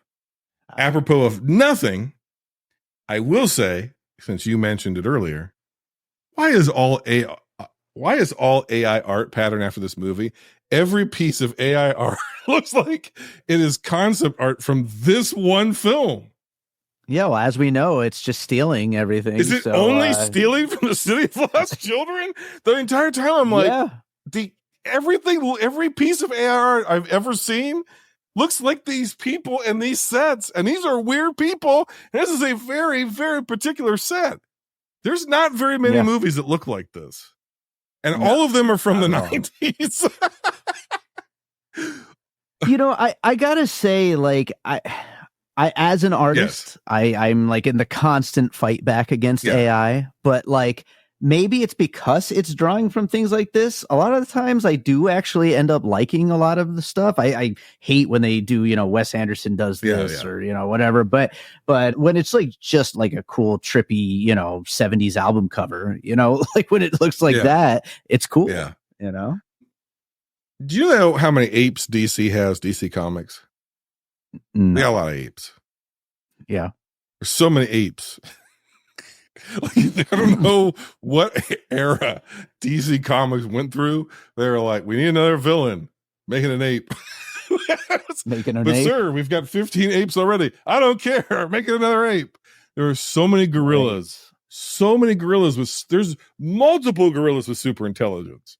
There's not one gorilla that's super intelligent. There's Monsieur Mala. There's the psychic gorilla. There's several of them. Okay. And I think it's Monsieur Mala who is in love with the brain, who's just a brain in a contraption that sometimes has like a German accent, and they are lovers. They're together, which is very odd, but it is what it is. Grodd is one of the other ones. Gorilla Grodd. And the entire time this brain is in this pickle jar in this movie, trying to reason with the villains, Irving, who is a very lovable character. I just keep thinking to myself, does DC just, it's all fucked. But yeah, sure. But to match the theme of this movie, which is we're just constantly returning the dreams of children over and over again to feel young, devouring them, and comic books are essentially the dreams of children. Can we get to the point where DC can just make a movie about like Brain and Mala's homosexual relationship? They got to try something else, like, you know. So a brain in a jar that's a mad scientist and his gorilla companion in a interspecies homosexual relationship. Fuck it, let's just do it. Put it on screen. Yeah, we gotta start getting weird with this shit. Give me 50. You got all these gorillas in your pantheon. Give me a movie per gorilla. Yeah, where's the Gorilla Grodd? I'm down for a gorilla. And what's this guy up to? What's this director doing these days? What's Mark Caro and Jean-Pierre Jeunet doing today? Get their ass out of retirement. Let's make some DC movies. Jean-Pierre Jeunet made something last year, but I think they said it was terrible from what I read. Well, I've seen Alien Resurrection, so I can believe that. But give the guy $400 million. Let's see what he can do. Yeah, I'm down. You're doing the Monsieur Mala. He's French. He should be able to get the material. You're doing Monsieur Mala. Yeah. Those are some of my thoughts about this movie. I love little dead French kids. This movie's full of little dead French kids and kids, lots of them, little French kids who wish to be dead, and that's funny to me. A child wanting to die in the real world is sad. A child who is French in a movie quoting existential philosophy and poetry before being walked off a plank to their death. Yeah, to be caught by a scuba diving scientist who has amnesia and has cloned himself 1,000 times. Whatever this is, I liked it. This is a weird fucking movie. this was definitely like I really liked the style of it, like we're already talking about, but story wise, this was a little rough. It was a little hard to follow what was happening a lot of the time, and it's just so all over the place with the very surrealist elements and stuff If like you that. had to tell somebody said, walk into your shop and they go, David, I heard you on that podcast. What's that movie about? If you had here you go. If you had explained this to your mom and dad, how would you explain this movie to them? There's like a surreal, weird world, and Ron Perlman shows up to help save a little kid from these scientists that are experimenting on him and trying to like steal his brains or something. Did you gather that is Ron Perlman's son? No, I didn't. So Ron Perlman is a strong man in some sort of geek show, and they have kidnapped his son. The strongman's name, Ron Perlman's name, is One, and he only refers to himself as in the third person, like one does this, one does that. He speaks almost as if he has the mind of a child, and this is his. I believe it's his son, or it's like an adopted son to him, and that boy has a friend who is the girl, and she is old soul. She's wise beyond her years and all this sort of stuff, and hardened by being an orphan, and like some of her cynicism is played for like comedic effect. And there is this oil rig that's out at sea that has a evil aging scientist on it named Croft, who is stealing the dreams of children to plant them in his own brain so that he doesn't age. Gotcha. See, and he's kidnapping. He's gotten to the point where he's like kidnapping kids to steal their dreams. And so this boy, his son or adopted son, and her best friend get kidnapped, and so they team up to go get him. But in the meantime, there's these conjoined twins called the octopus, who there's these tick things that drain. There's the guy who has the dog who has trained ticks that then carry little vials that have mind control fluid that makes people aggressive. The main scientist from this oil rig who created Croft, because Croft isn't even a person, he's a creation. So one scientist created another scientist, and this gaggle of clones and this little person woman who's very evil. They run this evil scheme, but the main scientist who created it all is gone. He's disappeared. No one knows where he's at, what he's been. We'll come to find out that all these other idiot clones, they're all like multiplicity. They're all the guy from the wheelchair of Alien Resurrection. They're all idiots, basically, differing types of idiots. And they're clones of the original scientist. And that's about as much as I could say, because everything else that happens in it is sort of like this surrealistic fairy tale, almost like a gothic horror tale. Like there's another version of this movie that if it made slightly more sense would be Guillermo del Toro. Yeah. Right. Sure. Like it has this sort of magical realism, surrealist gothic fantasy element to it. It is sort of like this primordial fairy tale sort of story about a little, it's Wizard of Oz in a way, a little girl lost in the woods trying to find something, and some larger than life strongman character is there by her side. There's all these motifs that are in play when you're watching the movie, and you're like, this feels familiar and strange and unusual at the same time. And even at the time, like Roger Ebert's review of this was like, it's an amazing movie. I have no idea what happened. And I don't know what the plot. He's like, I don't know what the plot of this thing was. And it's like, because that's the most straightforward version of the plot, David. But it also goes in like 10 million other different directions. There's all this other shit you and I are leaving out. Like there's a bunch of characters. There's a bunch of things like the whole. Let me back it up. What did you make of the sequence of her one tear initiating a chain reaction throughout this entire town that led to the flea and the dog and the thing? That shit was sick. Isn't there like, for the fact this was made in 1995, there's actual some of it doesn't hold up at all, but there's some remarkable use of digital effects that seem like what he's doing in that sequence. It's like not really a one shot, but kind of like a one shot, but it's done sort of digitally. It doesn't feel like we'd really try to do that until like the Matrix sequels. Right. Like it feels like the first yeah. time I ever saw that was like Matrix Reloaded or something. And like this guy did it 7 years earlier in this movie. Yeah. And I truly like, I don't think anybody else was doing it. Like, how did he come to this conclusion? How did they come to this conclusion of like, oh, we should do it this, like, even when all the like the clones, when they're all in a scene together, sometimes like they're right, like, oh, like touching each other, they're right. And it's like, how the fuck did they do that in 1995?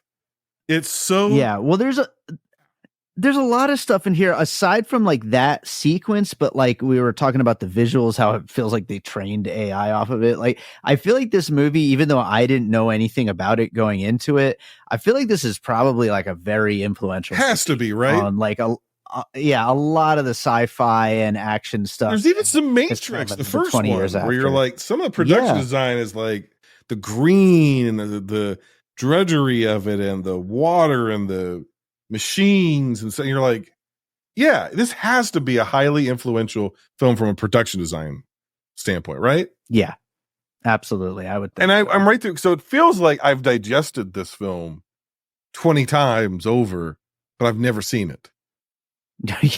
That's fair. Maybe that's why I'm so lost on it. Even though I like appreciate it and respect it, I'm like just lost on, what the hell happens. Because he does try to apply like the same kind of visual aesthetic and style to Alien, and we get a very fucking bizarre Alien movie in Alien Resurrection. Yeah, really. Which I don't hate, but Alien Resurrection. I just think it's just, as far as Alien movies go, it's just so far off of what all the other ones are. Yeah, that it makes it a little hard to swallow. But I think it's an interesting movie, though. It's an interesting movie. I'm glad, like you said, that they picked an interesting filmmaker and gave them their biggest franchise at that time. Where like, do something.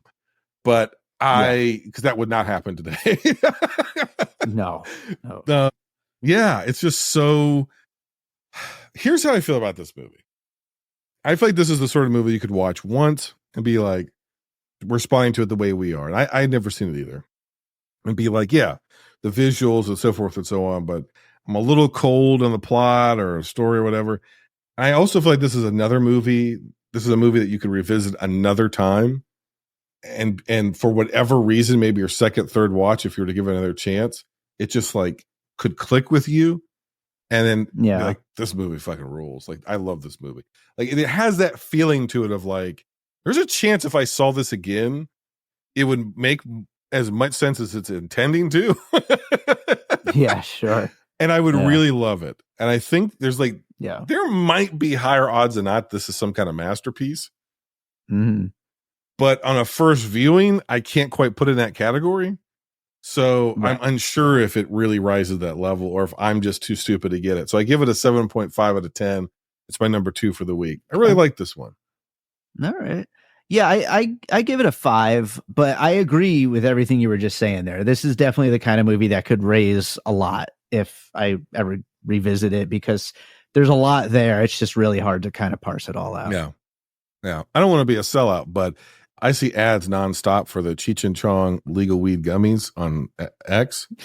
And I'm just saying, if you can't get a prescription or you're in a place that doesn't allow recreational marijuana, maybe what you're going to do is you want to go on X, click the link for the Cheech and Chong Delta 8 marijuana gummies, THC gummies, and watch this movie and see what happens to you. I mean, you might get some kind of liver disease from that stuff, but God knows what it'll do to you. But you might actually maybe it'll make sense of this movie.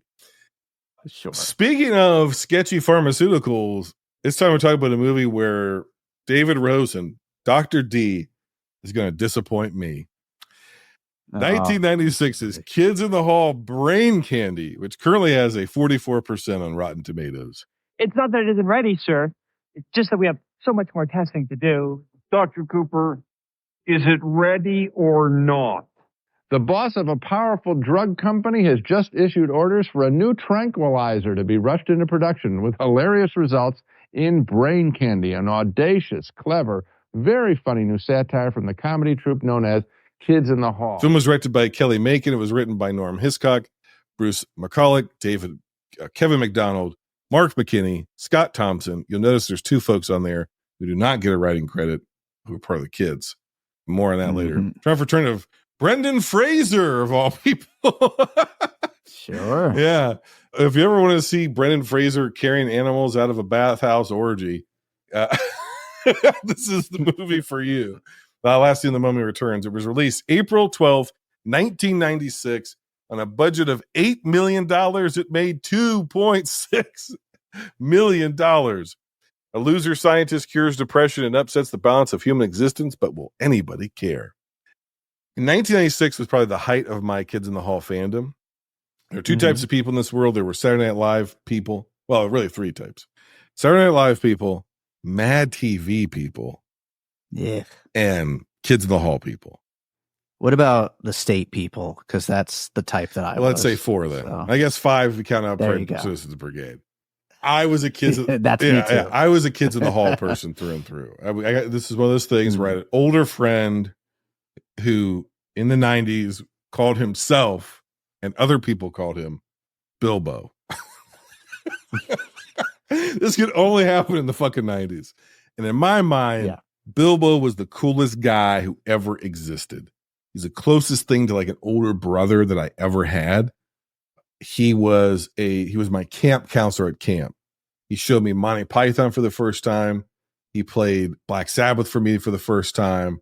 He played, I'd heard something from my dad, but some other stuff from that era, right? He was that kid who was wearing throwback rock t-shirts from the 70s and 60s in the 90s, and was wearing bell bottoms and had dyed hair and all this sort of shit, right?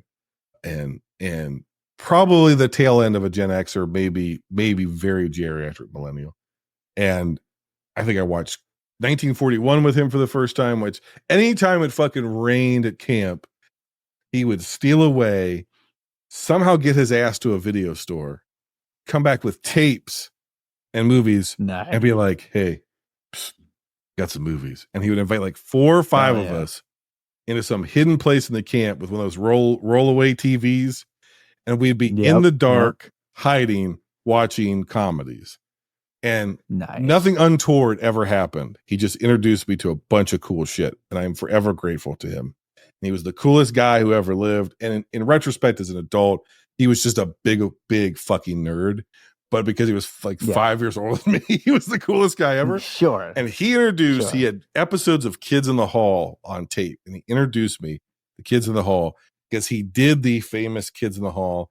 I smash your head. I smash you. I smash your head. He introduced me to Kids in the Hall. And he introduced me to Red Dwarf. Come to find out, Red Dwarf was on PBS and my dad was already watching it. And Kids in the Hall was on heavy rotation on Comedy Central. So in 1996, the summer of 1996, I was going to camp to meet up with Bilbo again. And that spring, Kids in the Hall Brain Candy had come out, and I wasn't allowed to see it. But I asked Bilbo if he saw it, and he told me it was awful. He told me it was one of the worst movies he'd ever seen. He told me he hated it. It was nothing like the show. None of the characters from the show were in it. It just had none of the humor. It was a mess of a movie. I should never watch it. And I've never watched it. I've kept my promise to Bilbo some nearly 30 years, but I broke it for David Rosen. You're my Bilbo now, David. Amazing. I broke it for you. Broke it for you.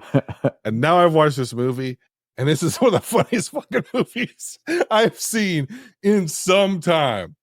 When you open your comedy to telling people that life is shit and that real life doesn't have any happy endings, and then you cut to, and soon it will be over. Soon it will be over. And then you cut to Scott Thompson masturbating furiously to gay porn as his kids are downstairs hearing it.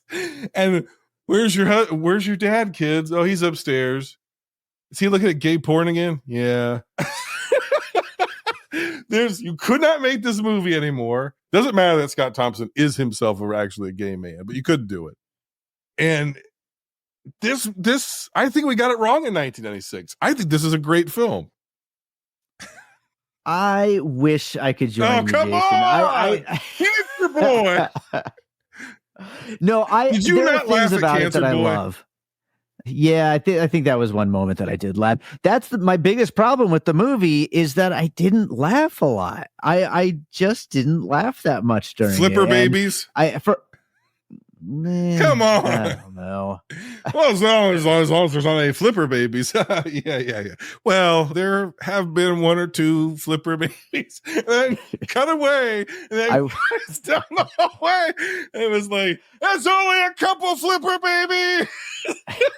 I will tell you the funniest part of the entire movie to me. We invented this pill for real depression, not because you missed the bus or you don't look good in that yellow hat. And that lady is standing there with a yellow hat, just like, yes, just right. looks like, are you talking about me? That was my biggest laugh of the movie. What about the prolonged suicide of his dad? Yeah. I wish it was funnier. I love the idea of it too, of the whole takedown of pharmaceuticals. And I mean, it's obviously very prescient of where we are now. And that's like everything nowadays. And so it probably would have done better if it came out now, but I just wish it was funnier. It bugged me how much I didn't laugh during this movie. When he's at a cocktail party and the first person they introduce him, he's completely sold out. Because really what this is it's almost like, what if the kids in the hall made the jerk? Yeah. Kind of like that portion of the jerk where he invents the thing and becomes rich and becomes a jerk. And It's like that, but that's the whole movie. What if the scientist sort of like sold out his ethics and morals starting off out of fear for his job, and then got seduced by the power and the money and the influence and all this sort of stuff, and threw everybody in his life on the bus. And then we're jumping around all these other characters who are taking this drug and their experience, and it seems like everything's wonderful and it's transforming lives, and everything goes tits up at some point. All of this is being overseen by Lorne Michaels before Dr. Evil, because everybody had Lorne Michaels' impression, and famously Dr. Evil is what's his face doing Dana Carvey's Lorne Michaels impression. He stole it from Dana Carvey. Oh yeah, that's right. Yeah. Mark McKinney is the one he was the Canadian guy who did the Lorne Michaels, and so that's the impression. And so the boss in the movie is essentially Lorne Michaels, and he's just playing Lorne Michaels. That to me was funny. They have him go all the way up to that fucking tower to be like, what color should it be? And he's like, well, with its pre-synthesized form, it's like a pastel blue. And they're like, orange it is. Or he just it gets corporate America so right. Yeah. And it gets idiot billionaires. We are living in the throes of idiot billionaires and idiot politicians, the likes of which we have not seen since before the invention of the guillotine. And this movie nails it. This movie nails what these people are actually like. Are you telling me that would it surprise you if Elon Musk came out with stummies? No, not one bit. Stummies. Right? Gleamex. Yeah. Yeah. And then the guy ends up getting a fucking bird in his eye. Just like, I was driving in my $65,000 car. And a bird crashed into my window. Suddenly came to me. You know what? What? The name for the drug? No, the bird. Like, there's so much. It's a funny movie. The thing is, all these sketch comedy, like the Stella, Upright Citizens Brigade, Kids in the Hall, all this was all stuff I used to watch with friends all the time. I feel like if I watched this movie with you, I would have had a much better time with you just cracking up the whole time, because obviously you were. And I probably would have that would have rubbed off. I wasn't cracking up the entire time, but when I was laughing, it got genuine laughs. And I don't laugh at comedies, famously. When I watch a comedy, I could watch 100 comedies and I only laugh at probably 5 of them. And most of the time, it's just more of an acknowledgement of sort of like, huh, that's funny. Like that. Yeah. I laugh in my real life, but I don't laugh at stuff in movies. So for you to get a genuine laugh out of me out of a movie, it's like you've hit a spot. The kid has no name. The kid's name is Cancer Boy. Hello. Hi, doctor. I'm Cancer Boy. And what would you like to say to the doctor? I'd like to thank you for your marvelous drug. Oh, are you on it, Cancer Boy? No, there is no hope for me. But my parents are on it, though. They were so very low, not just because of me, but because my brother was born with his heart on the outside of his body. Is that a fact? Yeah. Nice to make your acquaintance.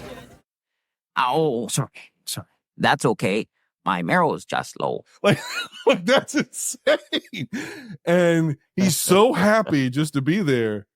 And, and he goes to shake the kid's hand and he goes, ow. And he goes, oh, I'm sorry. He goes, don't be sorry. My marrow's just low. It's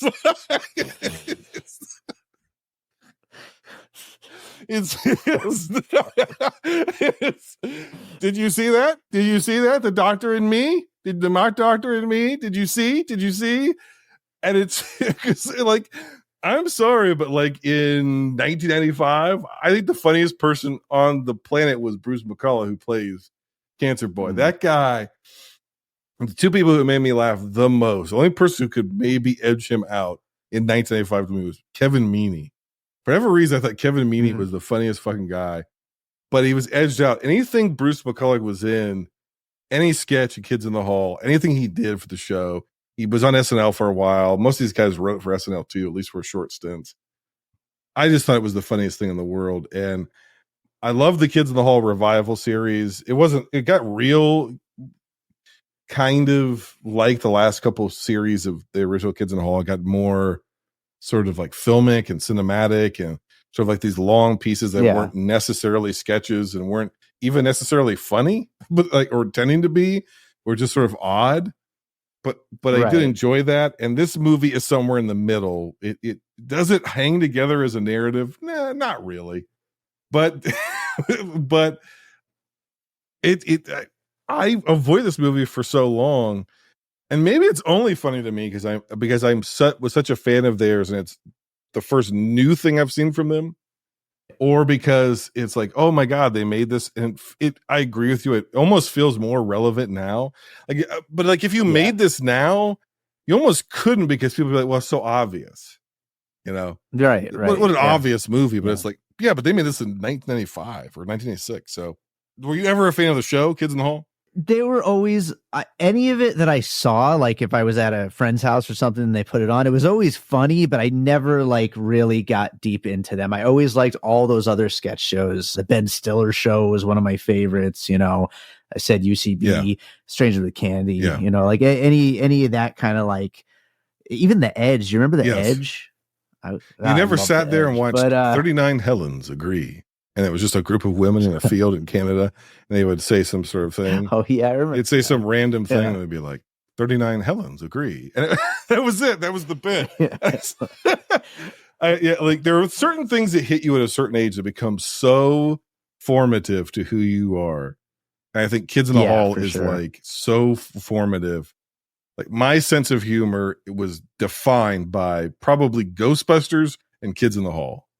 Yeah, that's The State for me. The State was that. Like, that was my absolute favorite. Yeah. So this is the equivalent of like if The State had made a movie that was a massive flop and was a stain on their legacy. The 10. I mean, that's one of my favorite movies of all time. I don't even know what that is. You have never seen it. That was their follow-up to Wet Hot American Summer. It's horrible. It's 10. Most people say so, but it's incredible. I've seen you give a lot of bad movies high score. You're absolutely right. You couldn't find anything in Brain Candy that you enjoyed? No, I said I loved the idea of it. Like I really, really thought it was a really great idea to make something where somebody like rises through the pharmaceutical industry off of this, you know, depression medication and to build it around something like that is like, I think pretty genius. And there were a few good laughs. Scott Thompson's latent homosexuality at the therapist didn't make you laugh at all. Part of the joke is that Scott Thompson was probably the single most out comedian in the world and was most famous for playing a character pre-Kids in the Hall that he brought to Kids in the Hall, which is like Buddy Guy, I think was the character's name, which was the old school sort of you could not do it. In fact, he's gotten almost canceled for doing it, which is sort of so strange.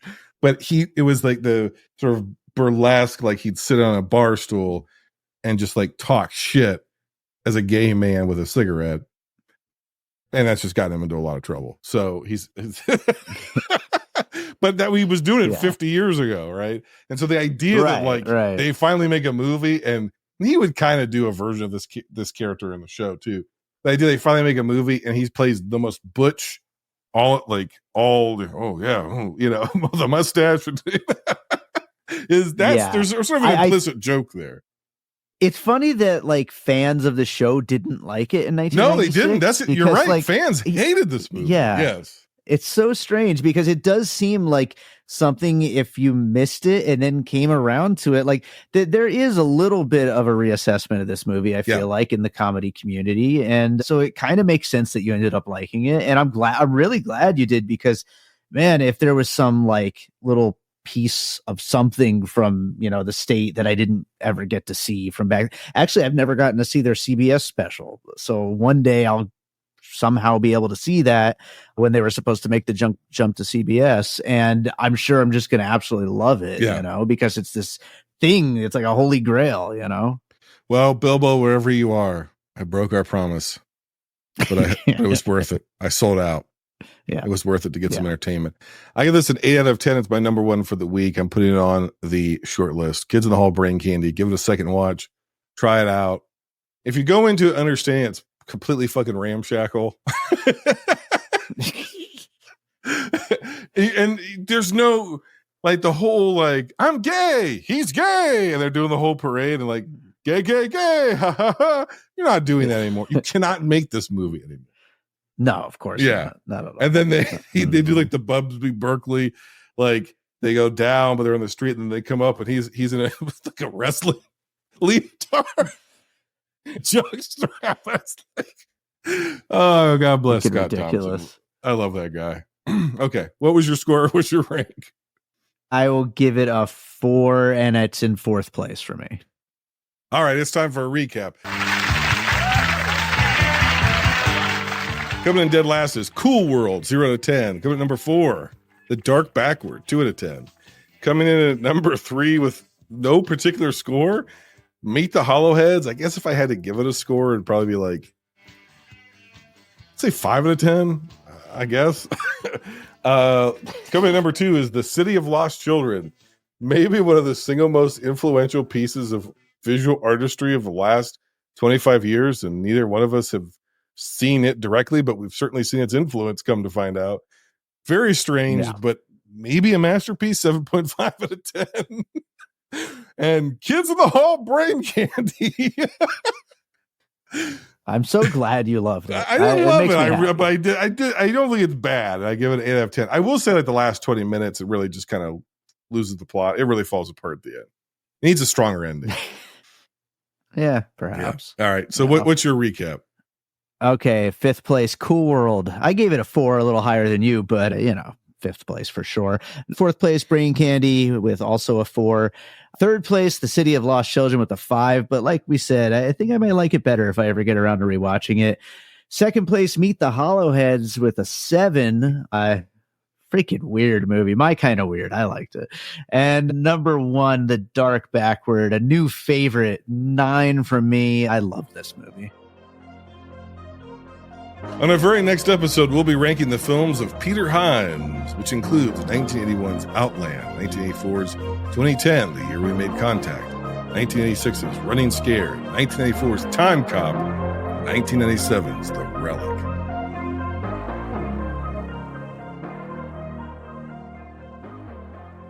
All right, David, I won't do the bit I said I was going to do. Where can we find you on the internet? Sure. You can find Piecing It Together wherever you listen to podcasts. You can follow us on social media at Piecing Pod. Maybe join our Facebook group, Popcorn and Puzzle Pieces.